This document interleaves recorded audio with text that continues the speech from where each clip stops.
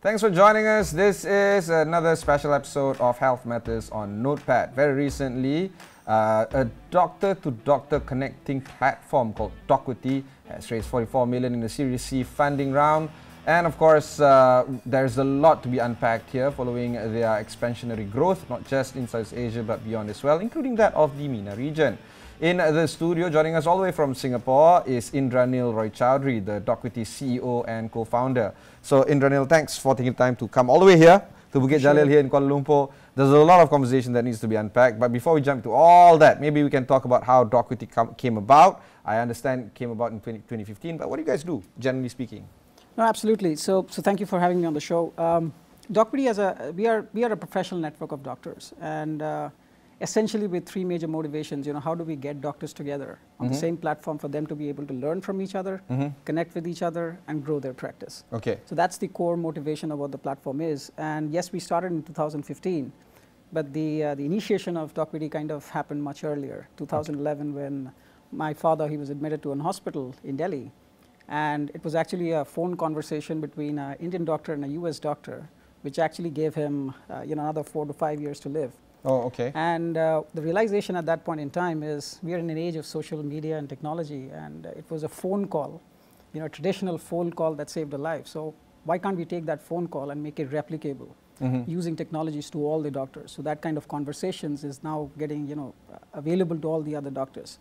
And that's where Docquity really started to come out as the core objective of connecting doctors to build healthier lives at scale. Okay, so how is Docquity different from that phone call that you spoke of? Is it enriched? Do you have videos? Do you have tools? Do you have analytics and analysis? Is it non-linear? Can I just leave a message to you at a certain time, and then whenever you're ready, you can look up for that message? I think fundamentally, if you look at it, a phone call is between two people, and the conversation stays there. What we are essentially doing is we are taking these conversations and making that available to all the other verified doctors on the platform. So today there's about 350,000 doctors on the Docquity network who are actually looking at these peer-to-peer discussions, and they're learning from each other's experience. So in a way, we have taken that that one-to-one phone call, and we have kind of democratized that across these 350,000 doctors that we have on the platform. And it's not just a doctor-to-doctor conversation, it's also the other doctors who can listen into these conversations, see what they're discussing, learn from their experience, and apply it in their practice. Yes, there is a lot of content, there is a lot of learning, there's a lot of courses that is coming onto the application, but the core is, while learning can be academic, there's also a set of learning called experiential learning, and that's what our core forte is. We're getting the doctors on the platform. Now, of course, sharing information, knowledge, and platform is of course extremely important in the healthcare fraternity. But there's a whole host of issues when it comes to medical legal issues. I can tell you one thing, and then you execute it, and then suddenly, somehow or other it can be considered as malpractice. I can't be held responsible, but because you're the attending physician, you are executing it, you are now held responsible. How are you mitigating this I think if you look at, again, I take a step back, moving away from healthcare and looking at networks in general. One of the power the networks drive is about crowdsourcing of information. It's not what one person is saying. It's also about how that person's views is getting respected and voted by the other doctors. So essentially, when you're looking at a specific treatment, like that conversation that happened between my father, and it was also discussed within a group of other doctors. Yes, of course. And once they all agreed on this particular treatment thing, then that thing was executed. So when you look at Docquity, I believe that by getting doctors and connecting these doctors and crowdsourcing that knowledge across multiple doctors, which can lead to the best possible treatment, for the patient. And even specifically around medical legal thing, we have medical legal experts who are also running these kind of courses for the doctors on the application for them to know better. And we also have a moderation committee within Docquity, which also advises and looks at privacy and security of that information that is getting shared on a very, very regular basis. To give you an example, we are one of the first companies in Southeast Asia to get GDPR complied. Our discussion platforms within the doctors are HIPAA complied. And that becomes one of our core, while we are a network, where we are a technology, we are also a private and a secure technology. And that's why we create that same, environment for these, a free environment for the doctors to be able to collaborate and be able to get that information from not just one or two, but 300,000 doctors on the platform. Now, of course, the next question is on geography. Why launch in Southeast Asia? Why grow the business here? Before we jump into the whole expansionary plans that you have in store for yourself. I think from my perspective, when you look at the geography of Southeast Asia, I've been in Singapore. One of our first launches was in Malaysia with the Malaysian Medical Association.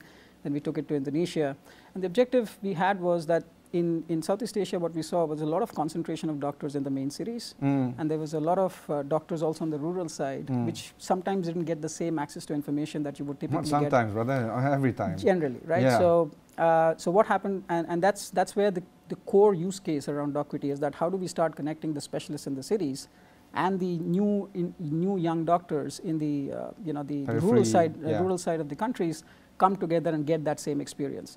And we have been able to replicate that a lot, within Docquity and Malaysia, Indonesia, Philippines. These countries actually helped us to really focus and get that product to serve that niche. We could have launched in a developed country, but in a developed country where there's a lot more happening there. But when you look at it from the problem that we are solving, it is Southeast Asia which became our core, and we were able to kind of really focus on what the niche of the company was. Okay. Now that we have established a platform and we know how the platform would actually work, how the doctors are responding, what they really need, is now that we are taking them broader, and we are connecting Southeast Asia to the rest of these markets, where we can create more such network, not just within a country, not just within Southeast Asia, but now we are looking at Southeast Asia and North Asia coming together. My next question comes in two parts. The first part is, what is the discipline that is most used on Docquity? Is it oncology? Is it internal physics, internal physician requirements, or internal medicine? And the second half is, what was the original idea that you had in terms of the greater discipline to be used on Docquity? Is it matching with reality? Very honestly, we didn't have any idea of which discipline is going to be used for, because if you look when you first launched. When we first launched, if you look at and I always take the analogy of a human body. Human body is all interconnected. Yeah. A cardiologist, before doing an angiogram, will need to talk to a nephrologist for them to be able to realize whether the patient can actually do it. And I think that's what the fundamental of a professional network is. It's not just about having one set of doctors, given information and learn, because they've already done their studies and they're, connecting with their peers. Yeah. But if we start connecting cardiologists and nephrologists in this particular case, then the discussions becomes much more richer. Yeah. Right. And so, if you look at our network, we have a very, very good split of general practitioners, family medicine specialists on the platform. Just to take you an example, I think about 40 to 45% of the doctors are specialists. And some countries have very high general practitioners as well. So that's how we are kind of balancing this. There's no real one domain or one specialization which is kind of looking at that entire network. Series C funding, 44 million. It's not a small sum. It's a lot of money that needs to be raised. Of course, the conversation is on how you're going to deploy it. But before we jump to the how you are deploying it, I want to learn more about what was the pricing strategy decided upon when you first launched? I understand there's some form of pivoting over the years, but what would be the way for you to explain to the market in terms of how you get money from this? So I think the fundamental goal of the company, which was helping doctors to learn, connect, and grow, that still stays. We have been a doctors first company, and we have remained as a doctors first company. The way we moved on. When we looked at monetizing this particular network, it was always about now that how do we start building around relationships with the commercial institutions like hospitals, for example, or pharmaceutical industries or medical devices industries, and connect them to these three particular pillars, which is about learn, connect, and growing. Right. So what we essentially did was, now that the doctors are discussing and they're learning about the scientific aspects, how do we work with the research companies? How do we work with the pharmas and the hospitals to bring in more specific scientific information for these particular doctors, and also enrich the doctor's experience in this way? We do not allow any kind of advertising on the platform. We don't allow that because this is a doctor's first platform, as I said, but the focus is about how do we enrich and build those learning packages for the doctors around specific therapeutic areas from these commercial institutions, because these institutions are also spending a lot of money on research. How do we get that research to the doctors directly on that platform? And that's how we started to kind of monetize this. We generally use this as a subscription package, for our clients who are actually trying to reach out to the doctors with these, and we have seen our revenues kind of double across. When we really started in 2019, you've seen it double over the last 3 years. From the investor strategy kind of perspective, are they Yeah. more interested in terms of how many, say, institutional clients you get on your platform, or is it are they more interested in looking at retail doctors, individual doctors signing up on the platform? Which one is more enticing for I think them? it goes hand in hand, right? So, I mean, when you look at it from a... Is it possible you share the split, or it's a bit tough? Yeah, I mean, there's no real split per se if you look at it from that perspective. I think whenever you look at, when you look at the growth strategy of the company, it's like both vertical and horizontal, right? So when I say horizontal, it's about how are we expanding our core asset, which is the doctors. How do we expand on, how do we create more value for the doctors and increase, going through geographies. So Southeast Asia, we have quite there. We already have 70% of the doctors in Southeast Asia, which is 2 out of 3, doctors in this region on the platform. Then we started Taiwan with this particular investment. We're looking at markets like Japan. Specifically, so that's the horizontal growth. So investors are really interested on how this network is growing. And also on the top of that, think about great companies or great networks like LinkedIn, right? And the way they have been able to do is they've been given value to their individual users and then build service lines on top of that network, on hiring, on education, and that's the strategy that we are also looking at. So it's not just about the number of clients, but it's also about how they are using and how they are leveraging the network. So what kind of new initiatives that we are coming out with. So to give you an example, we started with scientific research, which is provided by the clients. Then we moved to something which we have just launched called Docquity Academy, which is really about premium courses coming in from medical institutions and even the doctors themselves, who are creating these courses for young individual doctors and delivering them on the platform. So these are the monetization angles that we are trying to build in on top of this engaged network. But again, based on those 3 pillars of learning, connecting, and growing, helping the doctors to grow their clinical practice. Fantastic. We'll go for one short break. When we come back, we'll discuss a little bit more with Indranil Roychowdhury, the Docquity CEO and co-founder. We'll be right back after these messages.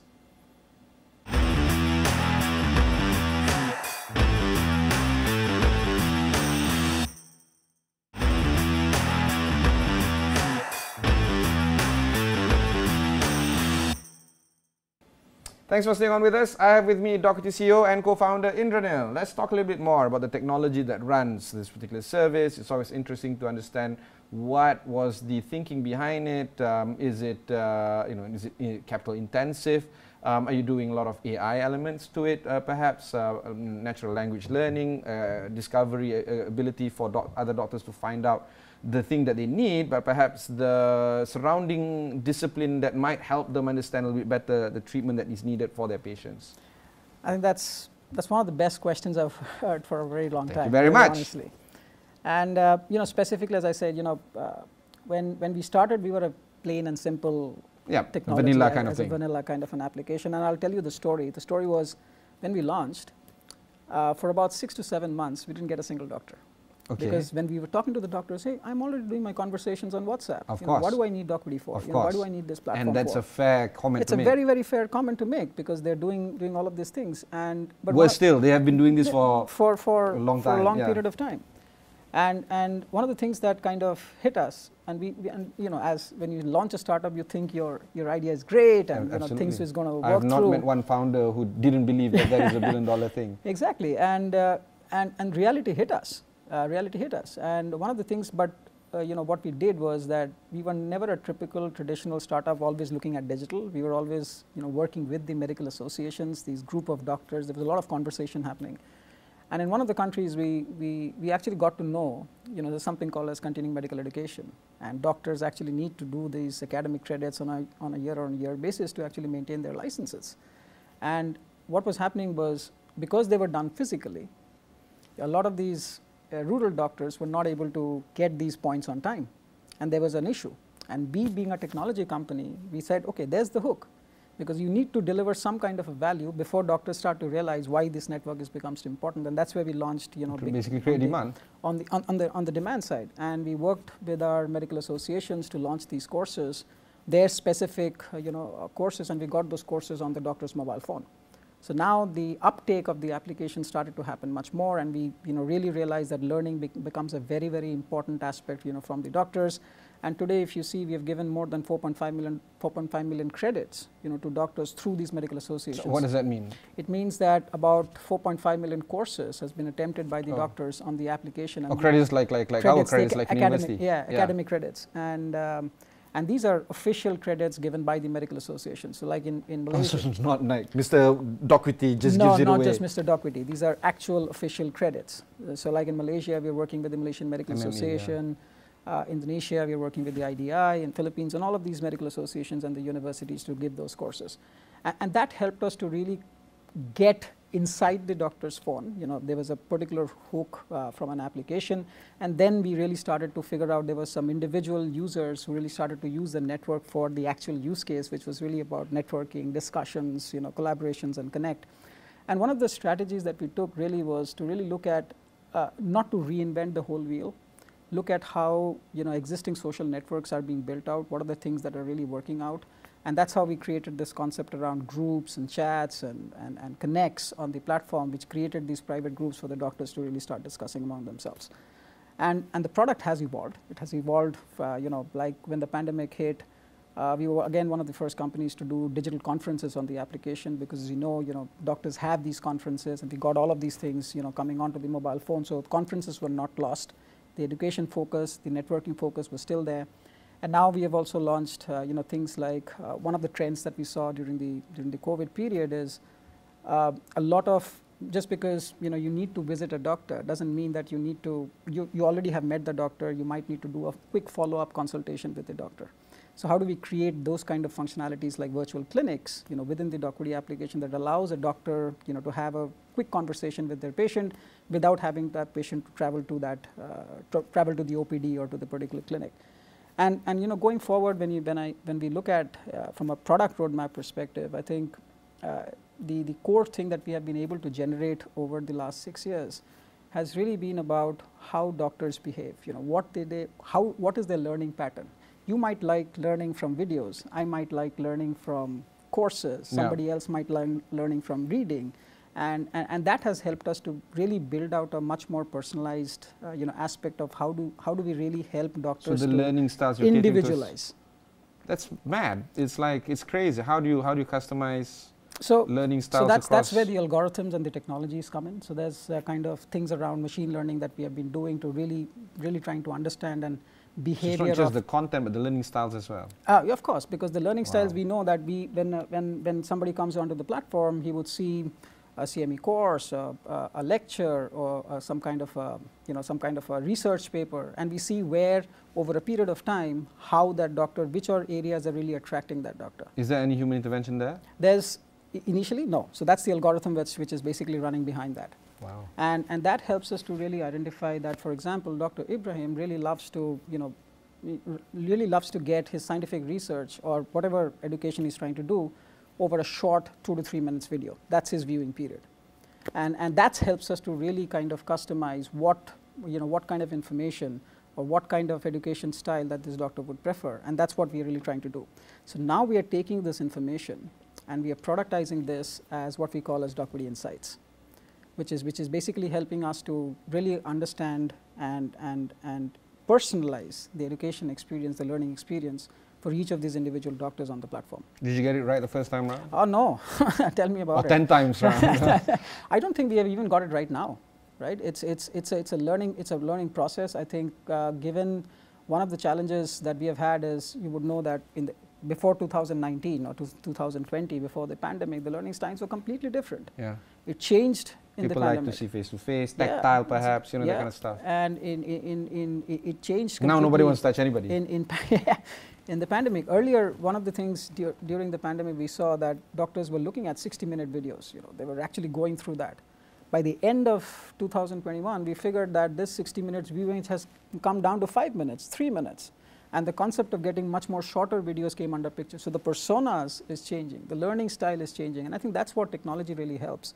Technology helps us to create that pattern. And once you have that pattern, that's what helps us to really be able to personalize that information. Because think about it from a company's perspective. What are we? We are a doctor's network. if we cannot engage the doctor, if we don't adapt to the way the doctors is actually thinking and changing, you know, we'll not remain as a company. Okay. So that's where, you know, the core goal really starts to happen. Okay. Docquity claims that you have 400,000 doctors across your 350. network. 350. How many of them are active? So we are closely doing about 60% on our monthly average users rate. And that's defined as what? Log in one that's time? about you know, doctors coming onto the application. Generally, they're spending about once you know, one session per week, and they're doing about 12 to 15 minutes per session. So we're generating about 60 minutes. Is that enough of you to use it for an input for your machine learning algorithm? I think it's not just what they are doing in one session, but the behavior really gets to trend how they have been behaving, how that is happening over the lifetime, right? So I think machine learning, one of the challenges I see with technology companies sometimes today is that we go into the learning or the machine learning part upfront. And I think that should be slightly done later, because till the time you have been able to establish a sample of really how the behaviors are, that's when the machine learning algorithms and, you know, AI algorithms could actually have in place. And this is what we are trying to do now. After building the platform for about 5 to 6 years. So where do you divide your attention in trying to provide the best for your clients, in this case the doctors, or is it trying to work with your CTO team or CIO team in terms of trying to get the best out of the technology that you can get your hands on? I think it's impossible to kind of prioritize one over the other. So what we do, if you look at our team, we've got three co-founders. One of the co-founders' only role is really to work with the medical associations and the doctors to see how they are thinking. That alone, my friend, is a huge task. And I would say headache, but yeah, task is. It's not just a task. It's just that given that the network. But you have to, right? We have to. Yeah. So one of the good things we had created is we've created a partnership teams, you know, which are actually engaging with these medical associations on a very regular basis in each of the countries that we are operating. And of course the legality and requirement. the legality, the PDPA requirements, etc. So that's, and we have data protection officers in every single country that we are currently working with. Then one of the co-founders' responsibility is really about, and he works with product and technology, is how are we mimicking those kind of requirements back with the product and technology. And one of the things again that we also have is we have kind of a daily 15-minute catch-up between all the co-founders looking at what exactly is the synergies coming to and what do we need to prioritize. So I wouldn't say that you know, it's one over the other. It has to happen because technology will take time. Requirements also have to, you know, come in from the doctors because they are changing. They are changing much faster. Yeah. So if we don't catch up, we lose the game. Okay. So that synergies has to exist, and that's how we have divided, you know, how we operate in the company. The issue surrounding mental health is a big industry to tap into. Very recently, WHO and the rest of the globe is actually celebrated the World Mental Health Day on the 10th of October, a few weeks ago. And of course, we're trying to explore some of the elements on how doctors can collaborate to actually address this very, I don't know what word I can use, highly niche market maybe, or highly fluid market, because how mental health is treated in one country, even in one city, is very different from how another medical practitioner, another psychiatrist or clinical psychologist treats in another place. How do you navigate this very delicate discipline of mental health care? I think, again, this is a very important question in these days, right? And I think there's two approaches to this. One of the first approach that we have taken first is, before going to the patients, how many of us really think about the mental stress that doctors go through? Not a lot. So sorry, this is the first time. Yeah, exactly. So we think about the car, we never think about the mechanic. We always think about how many patients got impacted, you know, in COVID, which is a fair question to ask. Yes. Think about how many of these doctors are stressed out. You know, we have seen reports in countries where doctors have died treating patients. Yes. Right. And because I know personally seniority, of one. Yeah, exactly. Yeah. And that's something shocking. So the way we looked at mental health was, our doctors are serving the patients. How do we help? How do we create psychiatrists? How do we work with psychiatrists and counselors to help our own doctors? And that's what we launched on World Mental Health Day. We actually launched helplines for doctors on our platform, where we have dedicated counselors who are talking to the doctors, who are actually understanding where that stress level is. Doctors are, you know, they're like gods. You know, if you think about it from a layman's perspective, they help save lives. How are we helping them? Nobody talks about their mental stress. How many patients that they're actually seeing on an everyday basis? And that's, you know, our take on how do we really look at this, because if we can keep them ready, if we can keep them happier, if we can keep them stress-free, they have the right tools, they have the right experience to deliver better outcomes for their patients. I think that's the approach that we have taken. I think again, your focus on the doctors. Again, it has to be on the doctor, because, you know, from our perspective, if we can help the doctors help the patients. And I think if we can play a small part in getting doctors to become better every single day in whatever phase of life, like education, mental health, stress, you know, I think we have done a job in actually helping to sustain some of those patients' patient benefits and outcomes. And that's how we look at the world. And you know, that's what our focus is. So when we started the show, we're talking about the 44 million ringgit to be deployed in your Series C. Let's talk about what the plans are for our viewers here. So it's 45 million US, 44 million US that we wrote as a not pocket change, brother. As a part of our Series C. And the objective was basically, again, going back to our growth strategy of horizontal growth and vertical growth.